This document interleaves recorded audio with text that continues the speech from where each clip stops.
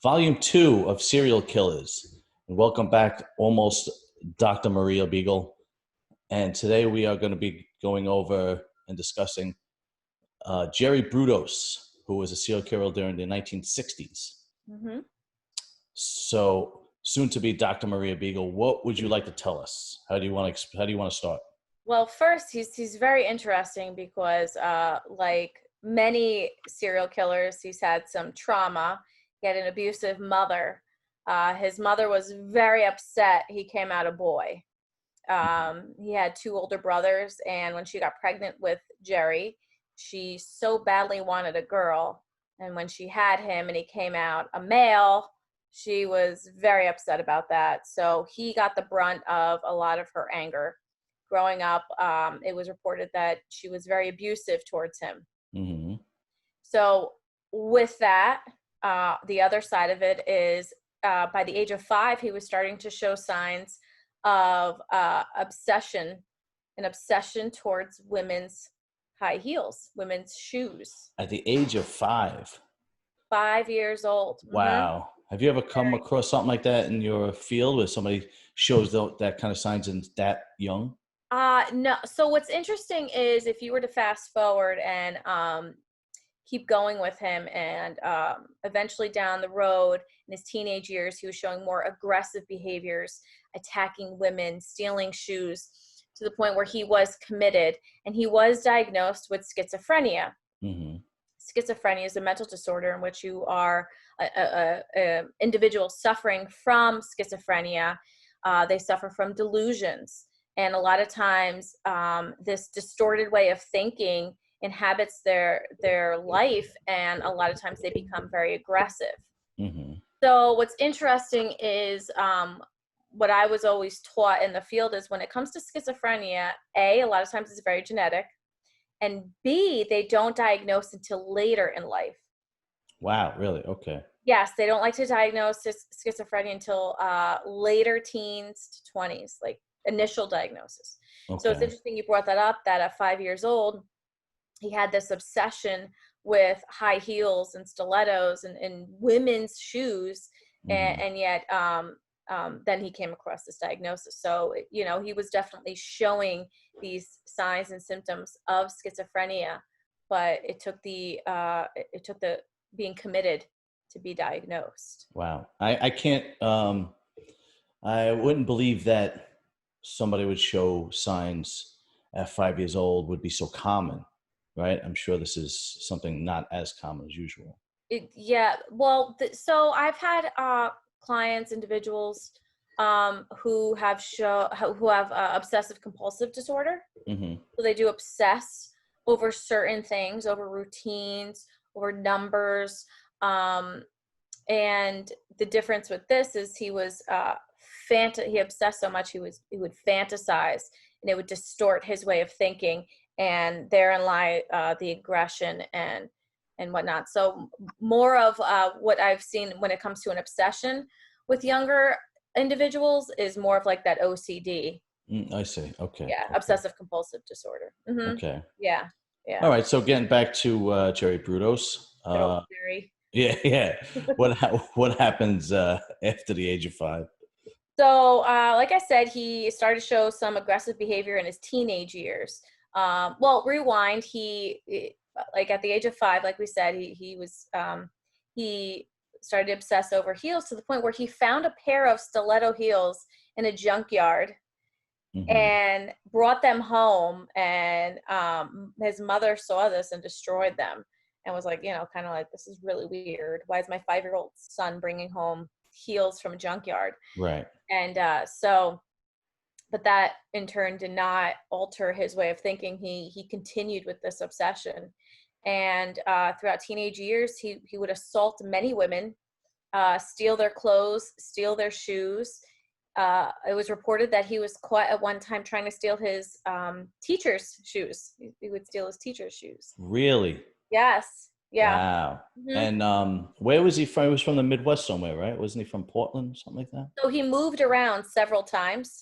Mm-hmm. I believe you're right. I believe he was originally from, let me find that for you, because I think he was originally from South Dakota, and then the father moved him to Portland for work, right? Yes, Oregon was the last place. Yep, you're absolutely right. Yeah, Okay. so Oregon was the last place he lived. So, he's going through he's exhibiting all these odd and aggressive behaviors as he's growing up, and to the point where it eventually got so bad where he's committed and diagnosed, and I think they got him figured out, and he's released. And upon release, shortly after, he meets a 17-year-old girl and marries her. Wow. At that Okay. time, he was about 20.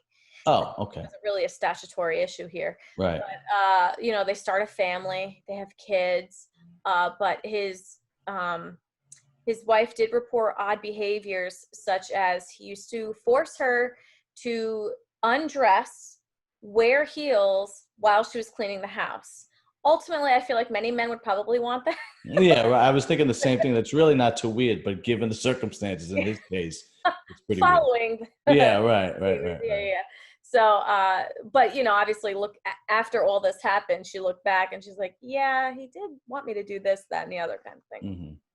So, his first victim that he was charged for murdering was a woman who would go door to door selling encyclopedias, and knocked on his door. Oh, what a mistake! Out He's of all the doors, the poor woman. He seemed like a man who it was more of the opportunity always presented itself when it came to him. It okay. didn't seem like he was much of a planner. That this woman, she knocked on his door and boom, great. You know, Wow. it just like a prize in a box for him. It was And right there. how old were these Really girls? set. How old was this particular girl? Good question. Because they were So all relatively young, these girls, right? 19. My God. Okay. Yep. Yeah. Okay. Yeah. So he lured her into his basement, and his mother and his children were right upstairs. So the family was home. His family was home. He lured her into the basement. He knocked her out and strangled her. And then he would then dress her in undergarments, different female undergarments. Really? And other shoes he had stolen, he would put them on her. And he would arrange her body in very provocative poses. And Wow. then eventually, the cherry on the cake is that he cut off her left foot and kept it in a freezer. And Wow. his purpose was to use her left foot as a model for his collection of high heels. He was so fanatical over high heels. Oh my God. So he would. I can't believe that lasted long. You would think it would rot after some time. Well, I guess the freezer kept it up. Oh. I don't know. I don't know that part of science that well. But yeah, he did this, and his family was home. Which My is God. What do you very. have? What do you have? Soundproof barriers in his house? Like I nobody heard don't know, anything? but it must for a lot of these serial killers who or just any assailant who does these sort of things with people next door, where it's sometimes it's riveting. It excites them even more, and Ah, I see. people are right It's even more there. taboo. Okay. Yes, and they could walk in at any time, kind of thing, and that's exciting. Wow. So yeah, yeah. So that was his first victim. Okay. His second victim, 18 years old, he abducted at gunpoint in a parking lot outside a department store. Mhm. He was actually dressed in women's clothing, and Wow. he got her to a garage and then started to have her try on different women's clothings and underwear, undergarments, and have her pose, and he would photograph her. Hmm. So now we're getting to a different stage in his behaviors. So in the first one, he did what he did. In the second one, he moves on and he rapes her. That's his second victim When she was dead or when she was alive? while she's alive. Wow. Yes. Okay. It sounds like he's progressing. Yes, Okay. exactly. He's finding his niche, and now he's getting really turned on by what he's doing. And then after the rape, he strangled her. My God. Okay. Yes, yes. So so he apparently would keep her body. He kept her body, and he actually then would have sex with her body over and over again after a Wow. while. Yeah, he's definitely progressing. My God. Well, let's continue with the progression. He cut off her breasts to make molds out of them. So yeah. I mean, that's So, and I mean, he's making Ed Kemper look like, a Boy Scout. yeah. How do you, when somebody is this damaged, how do you, how do you go about helping him? Because it almost seems like it's uncontrollable. Well, I mean, fast forward, eventually he's caught and he's in prison, and he was for a while I think still might have been the longest inmate in Oregon in incarceration. Yeah, they just weren't letting him out no matter what. Yeah. They weren't, and part of his help, his therapy would be to determine if he truly understands the wrong and what he's doing. I see. Okay. And does he take responsibility for his actions?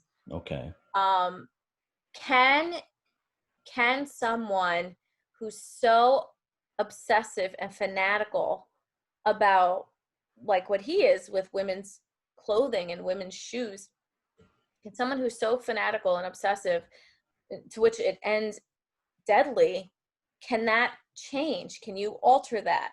Mm-hmm. Can you get that fantasy and that obsession to subside in someone? That might be difficult in his case.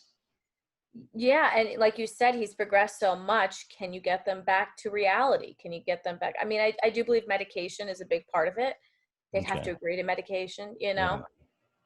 So yeah, unfortunately, he's in deep, Yeah. Okay, so after his second victim, Yep. after he makes a mold out of her breast, where does he go from here? His third victim is a 28-year-old woman whose car broke down. And he sees her and he offers to drive her to his home and let her call a tow truck. Okay. But while she's still in the car, he strangles her and rapes her after she dies. Wow. Okay. So now he's really just cutting to the chase, and that he kept that body, excuse me, hanging in his garage for several days. And with that body, he would dress it, photograph the body, continue to have sex with it over and over again. Again, Really? he cut her breasts off and he made molds of them. Well, what the hell? And one of the molds he made of her breast, he used as a paperweight. Oh my God. Yeah, I mean, I feel like if you go to Wish, the app Wish, I'm sure you can find a breast paperweight. Probably not a real one, but yeah. Right. My So God. yeah, and then afterward, he tied the body to a piece of railroad iron and threw it in, off the road, and it rotted. Wow. Okay. Yeah. Yep. Well, And then, so these are the three he was charged for murder. There are others he's attacked or tried to attack. And then what happened finally is the police had found one of the bodies, I forget which one, and it was a college student. mm-hmm. And they asked the college students, local colleges, universities, have you seen a man that's been creepy or gives you the creeps or isn't right? And they ID Jerry Brudos, and Jerry Brudos is not answering their phone calls, or he says, yeah, I'll meet you, and he doesn't meet the police. Well, hello. Now the police are like, yeah, okay, this isn't Mm-hmm. right, So they get to his house and they find all of his stuff, of his tools and the cords and just all of the evidence, and that's it. Like, he is charged for 3 deaths, although he had a picture of another woman, because he used to take pictures. He had a picture of another woman's foot, I believe, and that would be essentially a 4th victim, but he actually was not charged for her death because they still don't know where her body is. I see. Yeah. So he was charged for 3, charged and sentenced for 3 murders. Yeah. So the forensics uh, back then in the mid to late 60s, it couldn't have been too advanced if he was just throwing the bodies off the road or in a river, or I don't think DNA was a thing back then yet. Hair Yeah, follicles, scientifically, blood. not much. No, scientifically and psychologically, for forensics, in that sense, no, it wasn't as advanced as I mean, anywhere to where we are today. So it was relatively easy, if you will, to to accomplish a crime like this. Yeah. And what's interesting is we talked about this last time. Yeah, serial killers in that time period typically attacked prostitutes or hitchhikers because they were so easy prey. They were such easy prey. They were always around, Hmm. and people didn't miss them as much. And I know that sounds terrible, but Oh, there you're weren't right. cell phones. Usually, yeah, but they lacked families and whatnot. Excuse me. Yes, a lot of times runaways were hitchhikers. A lot of times. Right, right. So they didn't have cell phones. If they were missing, family would think, oh, they'll be back. They're always back. They always come Hmm. back, and they don't. And and then somewhat it alerts. But again, Right. so it's interesting with Jerry Brudos is that these women were not in any of those categories. They were known women, and I think that's probably what did it for him. Hmm. Is that like these women were in a community and they were known, so when the surrounding individuals, the surrounding community, they were able to identify him. Hmm. If he was just picking up strangers, prostitutes, He probably would have gotten away with it. he probably would have for a lot longer. Do you think that adds to the excitement, the fact that he was picking up women that are, like you said, in working, have families, easy I'm to not miss? sure about that, only because it seems as though only one out of his four were truly planned. You have one who knocks on his Oh, door. I see. It was just okay. So it was just Yeah. kind of The impulse, other one, her car broke killed down. impulsively. I see. Right. Yeah, yeah. It was just the opportunity presented itself, and he Hmm. went with it, and ultimately succeeded for some time, Hmm. before he And, was caught. and And he he died. pretty Sorry, quick. No, go ahead. he died in prison, correct? Yes. Yep. Liver failure, I believe I read. Okay. Yeah, Uh, he was one of their longest inmates ever because he was. But from what I read, he also had some strange activities in prison, didn't he? Ooh, interesting. I did not see that. What did Really? you read? He actually, from what I understand, he had piles of women's shoe catalogs in his cell, Oh no. and he would write to major companies to please send them to him. I mean, I do not doubt it at all. Right. Um, you're stuck in a cell, and I mean, and you got there from fantasizing so hard. You were Right. Right. fantasizing so much and so hard to the point where you killed people. Hmm. So ultimately, it's his way of like somewhat mentally surviving is to keep up with that fantasy. And if Right. Right. women's catalogs, shoe catalogs was it, That was yeah, all they could it's get a in shame. jail. It's a shame he couldn't just use that outlet before prison. Before killing these innocent women, to use an outlet such as that, Hmm. lives would have been saved, and he could have lived a functioning life. Yeah. Although that's a topic that many people bring up with pedophilia, Hmm. because have you heard of the dolls? There are that I believe it's in Asia. I'm not sure. I think they're in Asia. And a few years ago, it came out with these dolls that look like children, and it's supposed to So it's like um, treatment. treat pedophiles. That way, they get it out of their system on a Wow. rather than a child. Wow. And has it been helping from what you've seen? I asked a professor once what he thought of it, because I personally thought that would only intrigue them more and want them I to would think the further same. with their fantasy even more, and he agreed. Hmm. So and he had, this is from the professor, he had read that it was not very successful in its purpose. Yeah, I wouldn't think so. Okay. So yes, but I feel as though, and talk about fantasies, necrophilia. Okay, That was so actually my next question. necrophilia is actually considered rape. Did you know that? Really? Yes. So if Okay. if person went to a graveyard and dug up a body and had sex with it, that is considered rape. My God. Okay. So there are prostitutes, Hmm. who if you are someone who is a necrophiliac, you can call them, or whatever, that communicate with them and tell them what you want, and there are some who will make themselves cold and act like a corpse.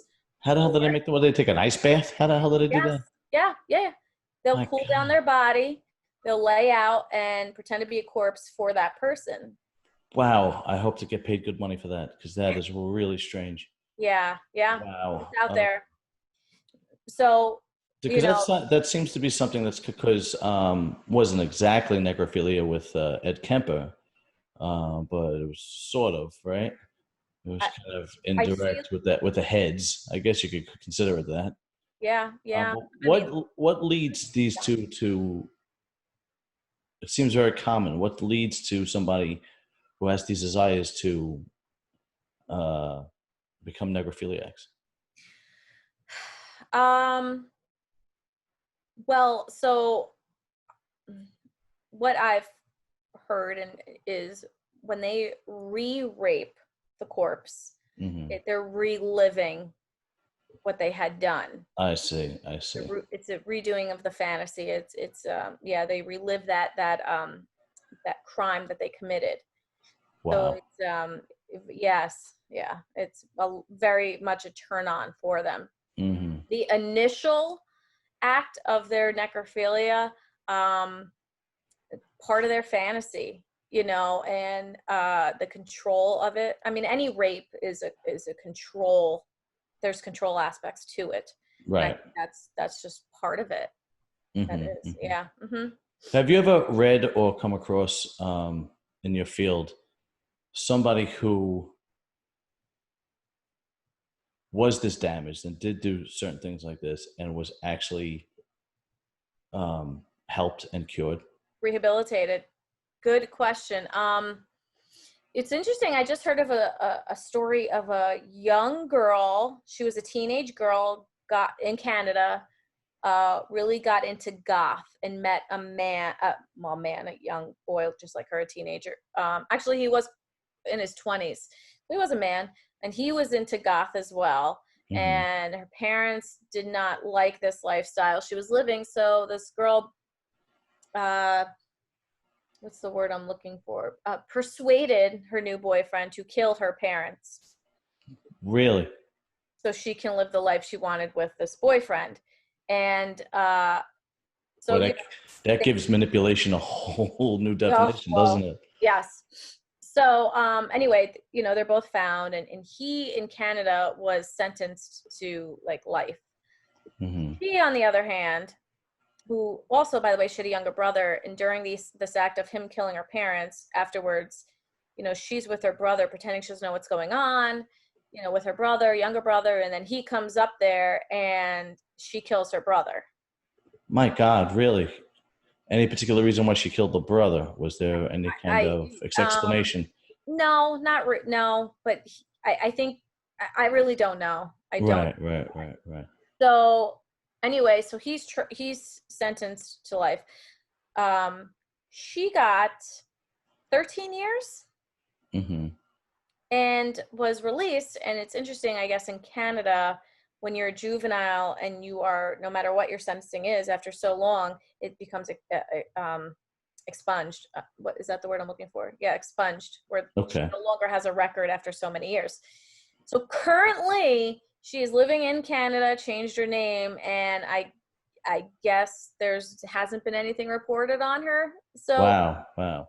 I, you know, I understand that the actual act of murder is a tremendous crime, but you would think that the manipulation to get somebody to murder should be just as severe, I would agree 100%, 100%. right? Yeah, yeah. I'm not entirely sure.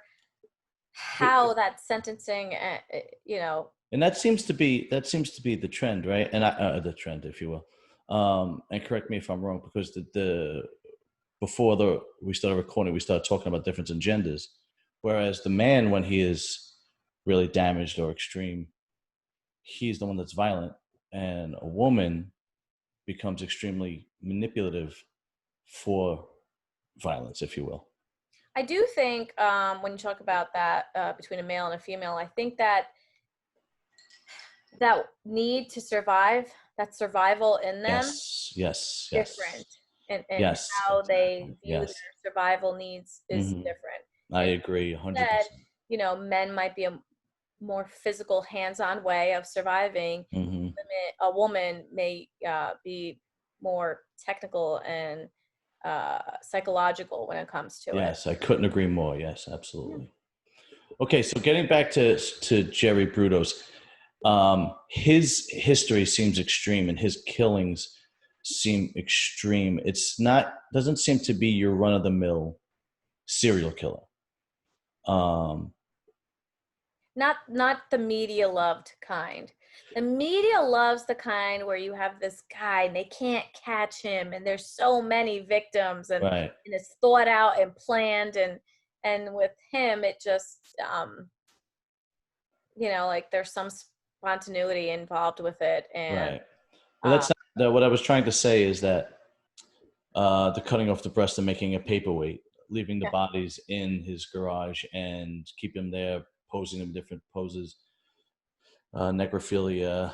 Um, you go down the list, the women's undergarments and the shoes. That even seems extreme for a serial killer, if you will.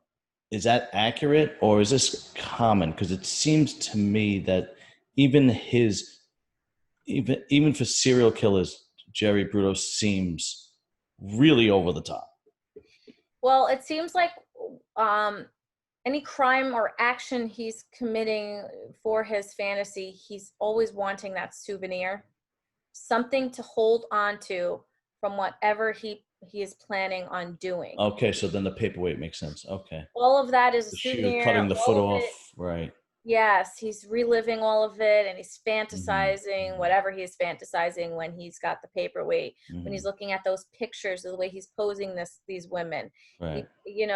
I wouldn't doubt that when he would make love to his wife, he was probably thinking Yes. Okay, I of didn't even the think women, of that, but and that that you're hasn't probably right. yes, and that hasn't been reported, and I can't confirm that, but Right. Right. just my opinion is he Right. probably often would relive those moments Mm-hmm. and use his wife in that sense. It was just terrible, Yeah, but and because I when we discussed Ed Kemper in volume one, yeah, and we got into that discussion of nature versus nurture and his mother and whatnot, um, you you almost could understand, if you will, if that makes sense, it does. of his murders, right? Hmm. And you almost feel sorry for him. Where in this case, it just seems so extreme that it seems like this is severely over the top, and he is just evil to the core.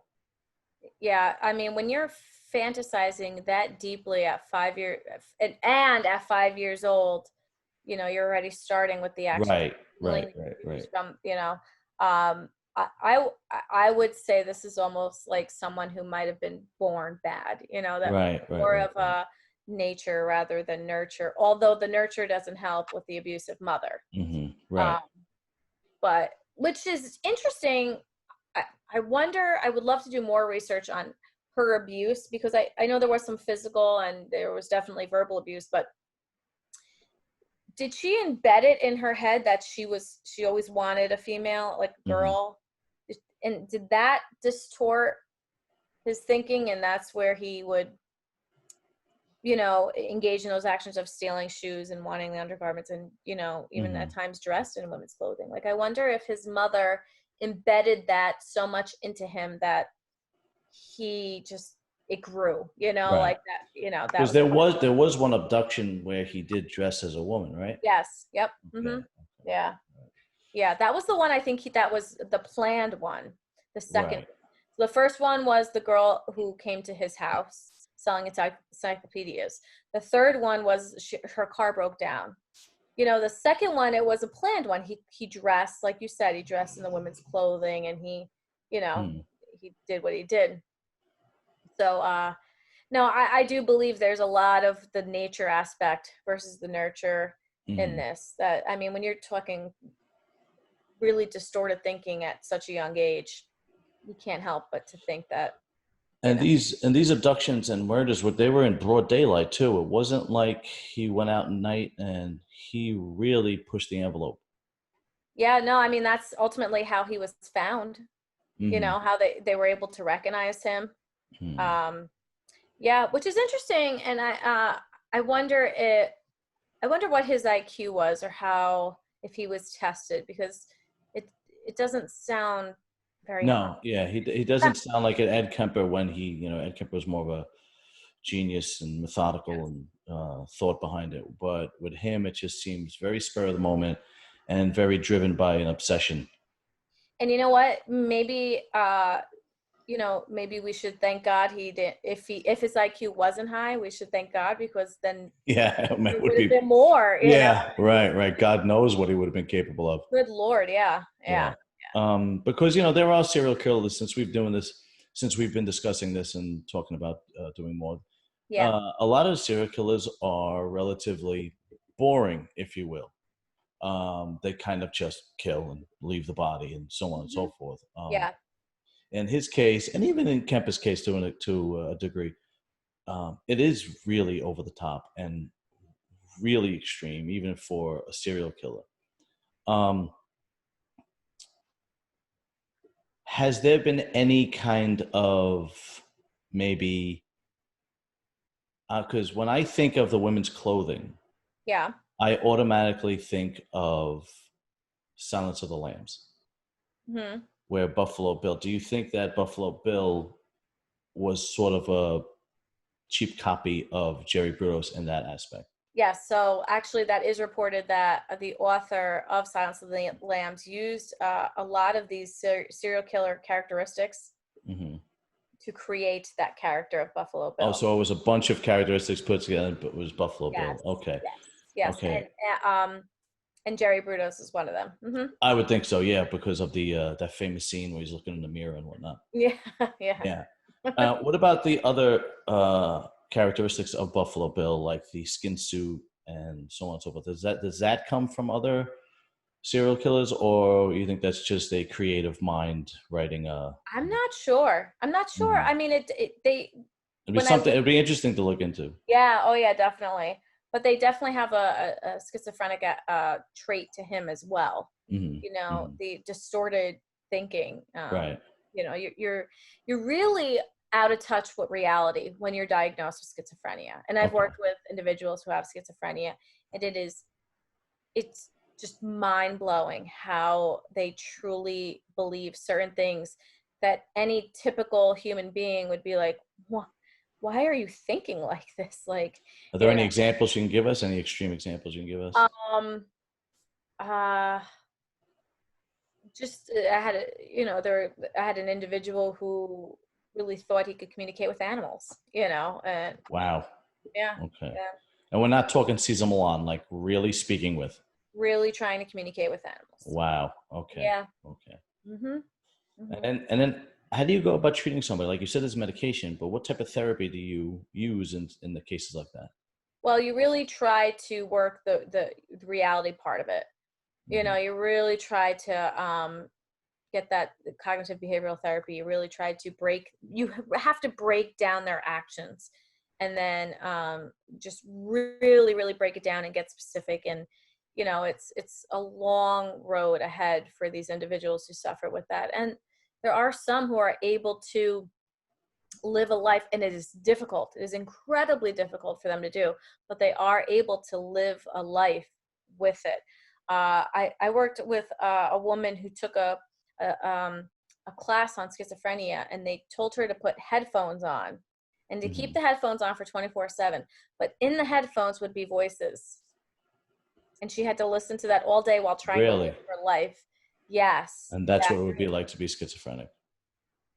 Wow. That is. Yeah, and there are some schizophrenics who see things, and there are some schizophrenics who feel as though there's a entity in them. I see. Okay. There's several different types of delusions. You have you have audio, you have visual, you have taste. Some feel they tasted, some feel like there's something in them. Okay. Yeah. All right. It's really very difficult. So difficult to work with, but take my hat off to you. It's definitely more difficult than I do for a living. What I do for a living is just disgusting.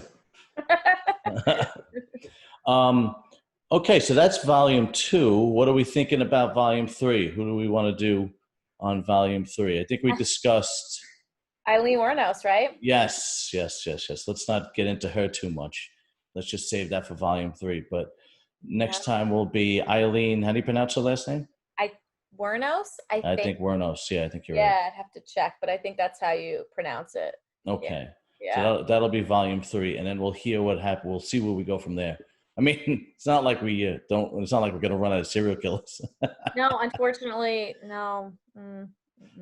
Yeah. It's something else. You got the Craigslist killer. You got, Ramirez and. That's right. There's a ton of them. Okay. So next, volume 3 will be Eileen Wuornos. I think that's how you say your last name. Right. We'll figure it out by the time. I'll let you guys know next time. Yeah, exactly.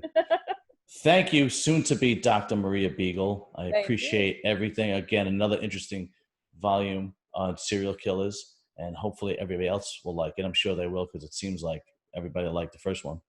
Yeah, and I mean, you have the men that's interested in the crime part, and women, we talk about shoes. So that's a good point. Okay. Yeah. All right, soon to be doctor. Have a good evening. Thank you. You too. All right. Good night.